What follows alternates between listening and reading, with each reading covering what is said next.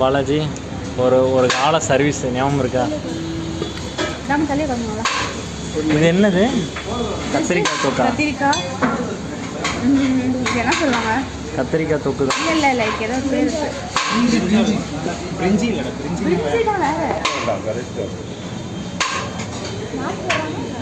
Video. யாருக்கு pass?